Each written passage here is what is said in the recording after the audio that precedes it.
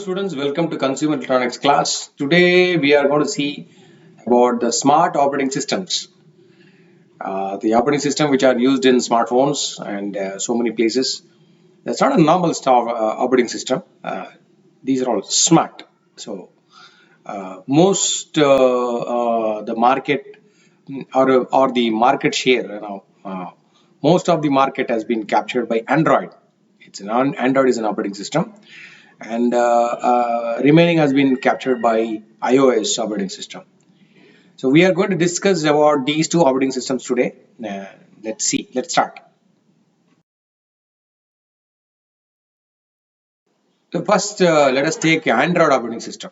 Uh, Android Android is a mobile operating system based on a modified version of Linux kernel and some other open source software.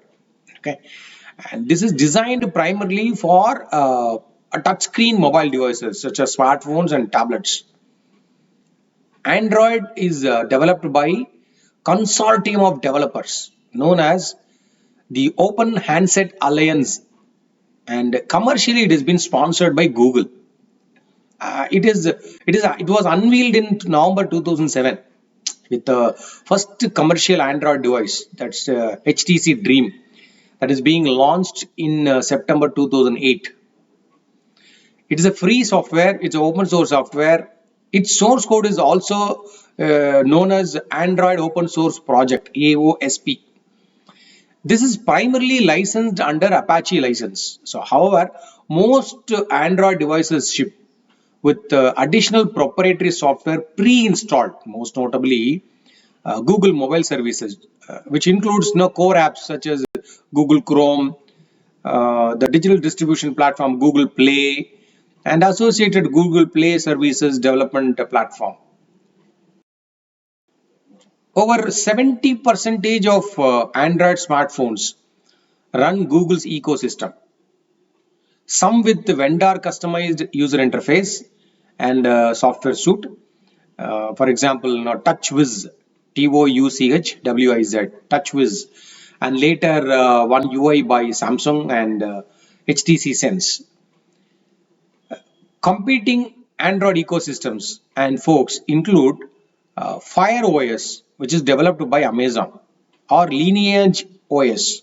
However, the Android name and logo are trademarks of Google, which impose standards to restrict uncertified devices outside their ecosystem to use Android branding. The source code has been used to develop variants of Android on the range of other electronics such as game consoles, digital cameras, portable media players, PCs, and others, each with a specialized user interface. Some well-known derivatives include Android TV for televisions and Wear OS for wearables, both developed by Google. Software packages on Android, which use the APK format, are generally distributed through a proprietary application stores like a Google Play Store, Samsung Galaxy Store, Huawei Apple Gallery, App Gallery, Cafe Bazaar, and Gitjar, and other open source platforms like Aptoid or Fdroid. Android has been the best selling operating system worldwide on smartphones since 2011 and on tablets since 2013. As of May 2021, it has over 3 billion monthly active users, the largest installed base of any operating system. And as of January 2021, the Google Play Store features over 3 million apps. Android 12, that's released on October 4th, 2021, is the latest version, Android 12. Android 12, okay. Let us see the features of Android phone. It will take more time to discuss. Listen very carefully and you will understand more. The first one is interface. Android's default user interface is mainly based on direct manipulation using touch inputs that loosely correspond to the real world actions like swiping, tapping, pinching, and reverse pinching to manipulate on-screen objects along with the virtual keyboard. Game controllers and full-size physical keyboards are supported via Bluetooth or USB. The response to the user input is designed to be immediate and provides a fluid touch interface, often using the vibration capabilities of the device to provide haptic feedback to the user. So whenever you touch, there will be a vibration. That's called haptic feedback. Uh, Internal hardware such as accelerometers, gyroscope, and proximity sensors are used by some applications to respond to additional user actions. For example, adjusting the screen from portrait to landscape, depending on how the device is oriented, or allowing the user to steer a vehicle in a racing game by rotating the device, simulating the control of a steering wheel. That's called interface. The next one is a home screen. Android devices boot to the home screen, the primary navigation and information hub on Android devices. It's like an analogous to desktop found on personal computers. Android home screens are typically made up of app icons and widgets. App icons launch the associated app, whereas widgets display live auto updating content such as weather forecast, the user's email inbox, or new ticker directly on the home screen, new sticker, these kind of things. Home screen may be made up of several pages between which the user can swipe back and forth. Third-party apps available on Google Play and other app stores can extensively retheme the home screen and even mimic the look of other operating systems, such as Windows Phone. Most manufacturers customize the look and features of their Android devices to differentiate themselves from their competitors. Next one is a status bar. Along the top of the screen is a status bar showing information about the device and its connectivity. This status bar can be pulled down, swipe down from, to reveal a notification screen where apps display important information or updates, as well as a quick access to system controls and toggles, such as display brightness, connectivity settings like Wi-Fi, Bluetooth, cellular data, audio mode, flashlight. Vendors may implement extended settings such as the ability to adjust the flashlight brightness, kind of thing. Next one is the notifications. Notifications are short, timely, and relevant information about your app when it is not in use. And when tapped, users are directed to screen inside the app relating to the notification. Beginning with the Android 4.1 Jelly Bean, expandable notifications allow the user to tap an icon on the notification in order for it to expand and display more information and possible app actions right from the notification. That's for notification. Next one is app list. And all apps screen list all installed applications with the ability for users to drag an app from the list onto the home screen. The app list may be accessed using a gesture or a button, depending on the Android version. A recent screen, RECENTS, recent screen, also known as overview, lets the users switch between recently used apps. The recent list may appear side by side or overlapping, depending on the Android version and manufacturer. Next one is the navigation buttons. Many early Android OS smartphones were equipped with a dedicated search button for a quick access to a web search engine and individual apps internal search feature. But more recent devices typically allow the former through a long press or a swipe away from the home button.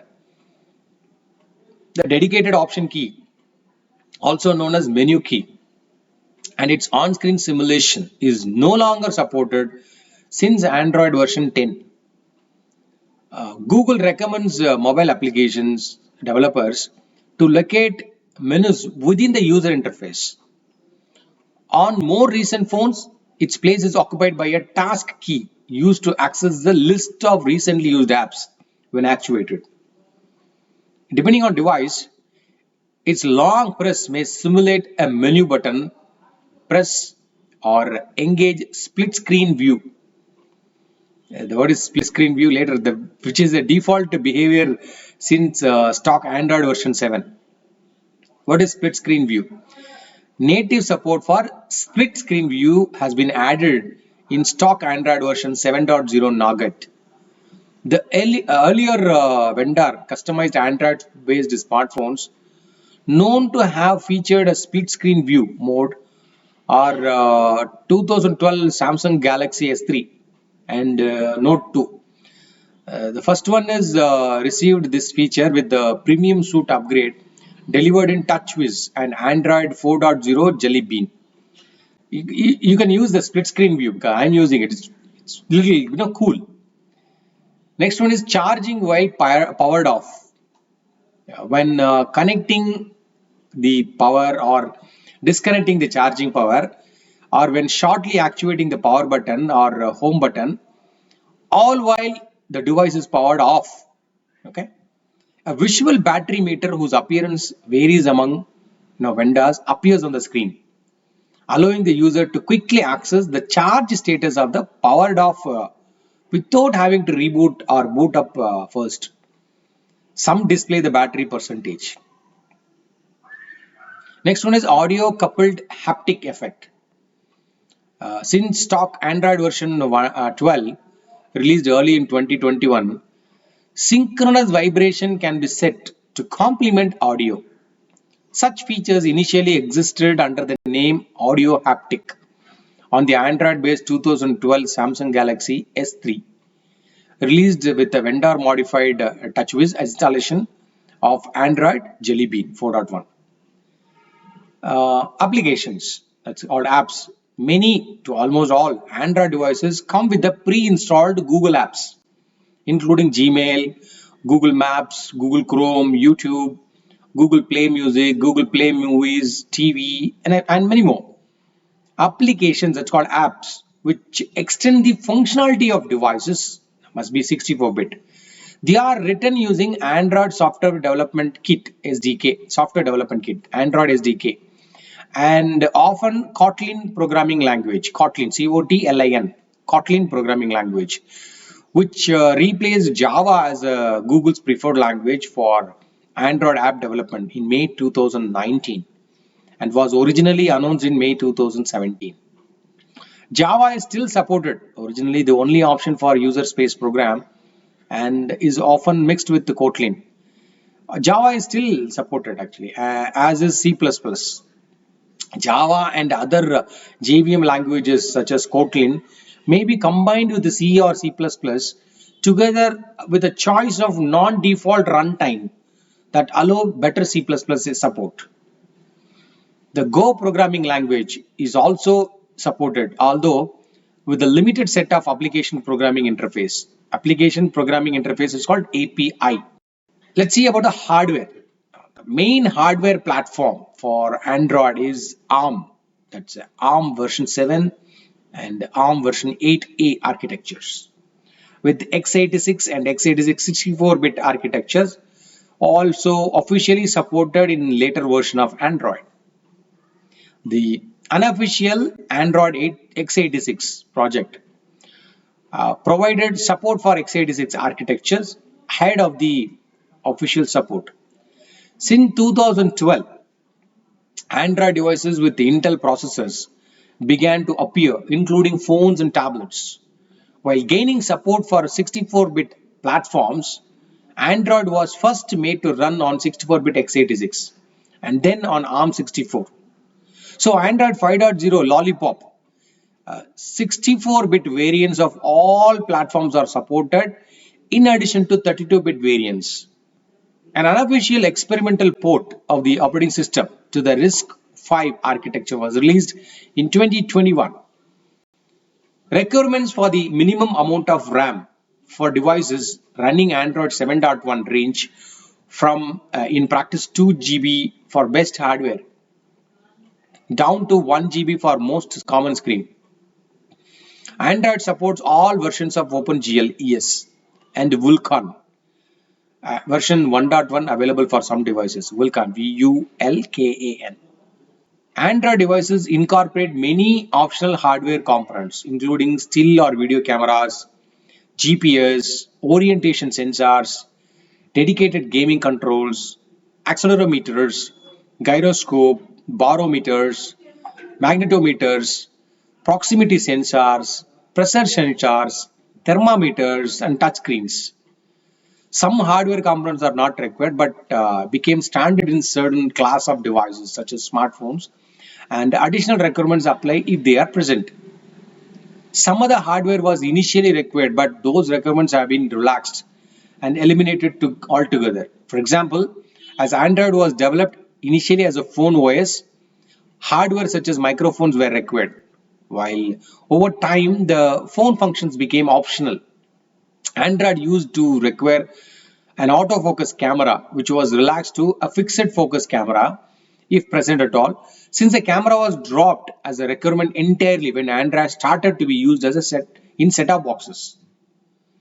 So I've given the list of applications and I've given the features. These are all very important questions in the university examination. Next operating system which has got a good market share is iOS. Formerly it is called as iPhone OS. This is a mobile operating system created and developed by Apple Incorporation exclusively for its hardware. It is the operating system that powers many of the company's mobile devices, including the iPhone, iPod Touch. The term also included the versions running on iPads until the name iPad OS was introduced with version 13 in 2019. It is the world's second most widely installed mobile operating system after Android. It is a basis for three other operating systems made by Apple: iPad OS, TV OS, and Watch OS. It is a proprietary software, although some parts of it are open source under the Apple Public Source license and other licenses. Unveiled in 2007 for the first generation iPhone, iOS has been extended to support other Apple devices such as the iPod Touch 2017 and iPad introduced in 2010 January, available in April 2010. As of March 2018, Apple's App Store contains more than 2.1 million iOS applications, 1 million of which are native for iPads. These mobile apps have collectively been downloaded more than 130 billion times. Major versions of iOS are released annually. The current stable version, iOS 15, was released to the public on September 2021. Exactly speaking, 20th of September 2021. Let's see the features of iOS. The first one is the interface, and we discuss everything. The iOS user interface is based upon direct manipulation with multi-touch gestures like swiping, tapping, pinching, reverse pinching, same as Android. Interface control elements include sliders, switches, and buttons. Internal accelerometers are used by some applications to respond to shaking the device. One common result is the undo command, just by shaking the device, or rotating it in 3 dimensions. One common result is switching between portrait and landscape mode. Various accessibility described in accessibility functions enable users and with vision and hearing capabilities to properly use iOS. iOS devices boot to home screen, the primary navigation and information hub of on iOS device, that's called home screen. It is the same like in a desktop in a personal computer. iOS home screens are typically made up of app icons and widgets. App icons launch the associated app where the widgets display live and auto updating content such as weather report, weather forecast, email inbox, news ticker, as Android, same. Along the top of the screen is a status bar showing information about the device and its connectivity. The status bar itself contains two elements. One is a control center, another one is notification center. The control center can be pulled down from the top right of the notch on the new iPhones, giving access to various toggles to manage the device more quickly without having to open the settings. It is possible to manage brightness, volume, wireless connections, music player, etc. Instead, scrolling from the top or top left to the bottom, which will open the notification center, which in the latest version of iOS is very similar to lock screen. It displays notifications in chronological order and groups them by application. From the notifications of some apps, it is possible to interact directly. For example, by replying a message directly from it. Notifications are sent in two modes. The important notifications that are displayed on the lock screen and signaled by a distinctive sound accompanied by a warning banner and the app badge icon. This is the first mode. And the secondary mode where they are displayed in the notification center, but they are not shown on the lock screen, nor are they indicated by warning banners, badge icons, or any sounds. So there are two modes. It is possible to choose if notifications from an app can be shown on the lock screen, notification center, banner, or all three. Either you can make a settings. You can put it in lock screen, or you can put it in notification center, or you can put it as a banner, or all the three. Whether the banner should be temporary or permanent, activate or deactivate the sound, choose whether to group by app or not, whether to show preview when logged, everything can be set up. It is possible to turn off unwanted app notifications. Older notifications are automatically deleted after a few days. A home screen may be made up of several pages between which the user can swipe back and forth. One of the ways to do this is to hold the dots shown on the each page and swipe left or right. To the right of the last page, the app library lists and categorizes app installed on the device. Apps within each category are arranged based on the frequency of their usage. In addition to a category for suggested app, a recent category lists apps recently installed alongside the app clips recently accessed. Okay. Users can search for app they want and or browse them in the alphabetical order. iOS also integrates seamlessly with other programming frameworks and technologies such as Apple Pay, HomeKit, HealthKit, and ResearchKit. On iOS, sometimes it integrates the main page, right? On iOS, the main page button, there's a button, main page button, is usually located at the top right. To go back in application, there is almost always a back button. You can go back in 4 different ways. It varies depending on the context. Press the back button at the top left of the display. That is one option. Another one is swipe right from the left edge of the screen. Gesture. Swipe right. Or press the finish action at the top right of the screen. Or you can scroll down the screen content. That will go to next page. The page title is practically always present and very visible, but it shrinks as the user scrolls down.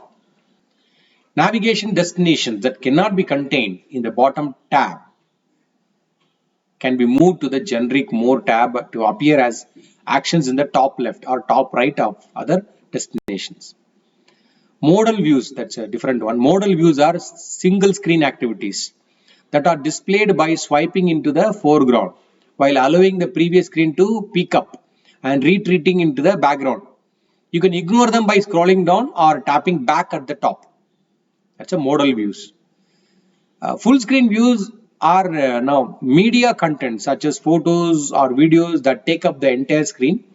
They disappear on scrolling down. Occasionally on iOS, important page actions appear on a lower toolbar. Action menus can be activated by any button by attempting to perform any action. They scroll from bottom to top. In earlier iPhones with the home button, screenshots can be created with the simultaneous press of a home and power buttons. In comparison to Android OS, which requires buttons to be held down, a short press does suffice on iOS.